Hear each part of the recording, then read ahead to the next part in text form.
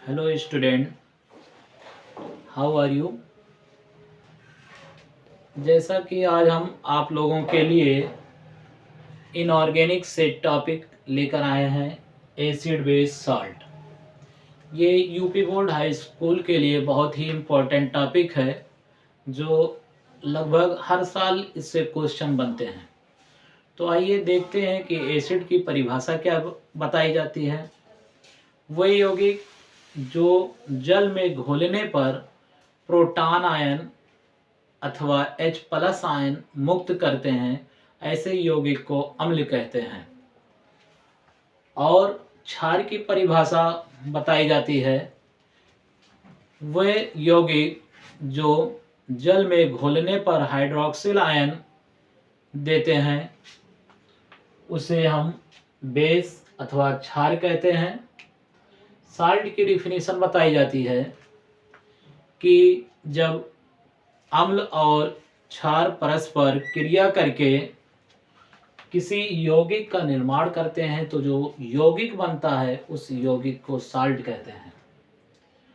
Acid और क्षार को हम पीएच स्केल से भी पता करते हैं कि बिलियन दिया गया है, उसका वैल्यू अगर 7 से कम होता है तो वो एसिड में आता है, अगर 7 से अधिक होता है तो क्षार में आता है। आइए कुछ हम एसिड की बात करें, एसिड पे चर्चा करें।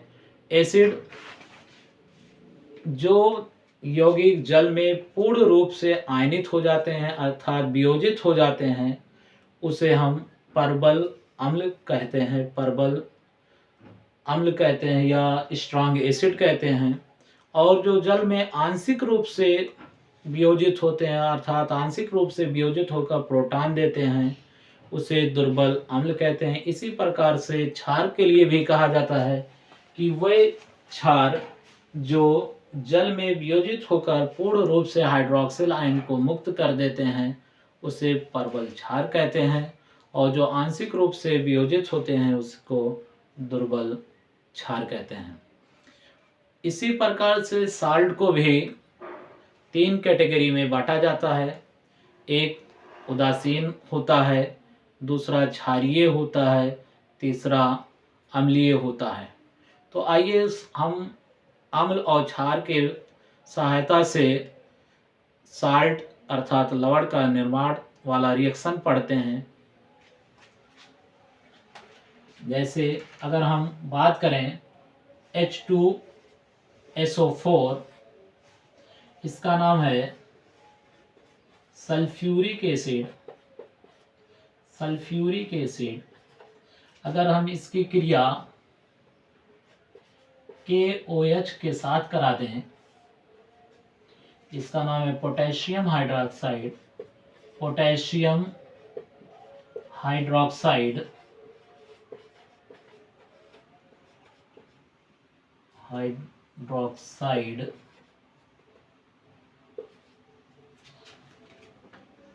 तो ये आपका बनेगा K2SO4 प्लस यहाँ पर 2 लगेगा, तो ये आपका बन जाएगा 2H2O।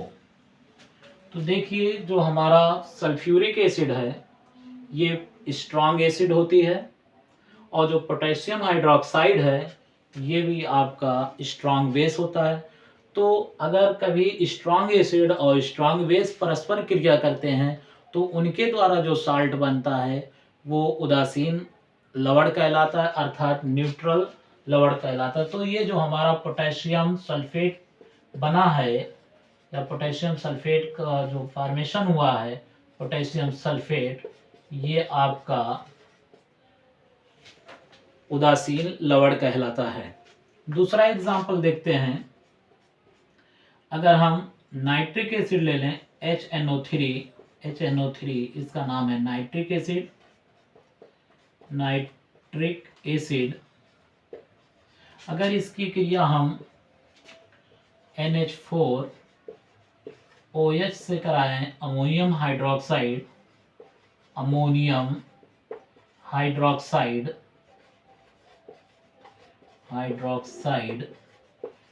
तो फॉर्मेशन होगा NH4NO3 प्लस H2O, इसका नाम होगा अमोनियम नाइट्रेट।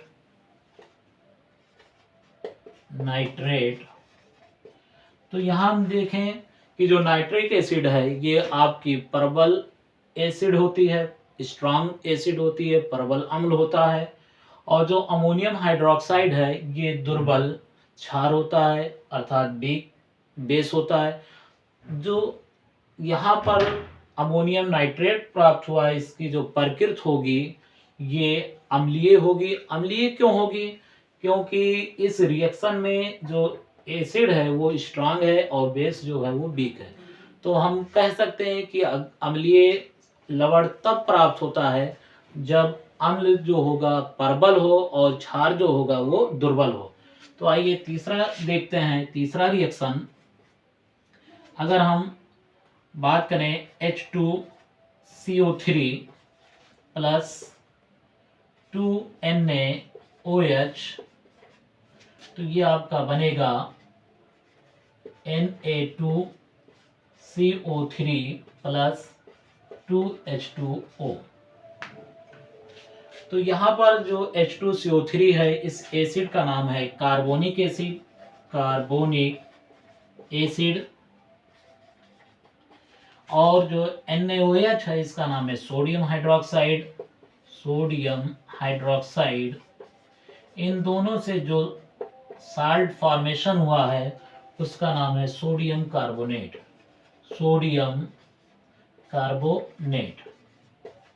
तो सोडियम कार्बोनेट की अगर हम बात करें तो सोडियम कार्बोनेट आपका क्षारीय लवण कहलाता है, बेसिक साल्ट होता है।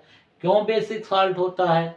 क्योंकि जो आप देख रहे हैं कार्बोनिक एसिड है ये आपकी वीक एसिड होती है और जो सोडियम हाइड्रोक्साइड है ये स्ट्रॉन्ग बेस है।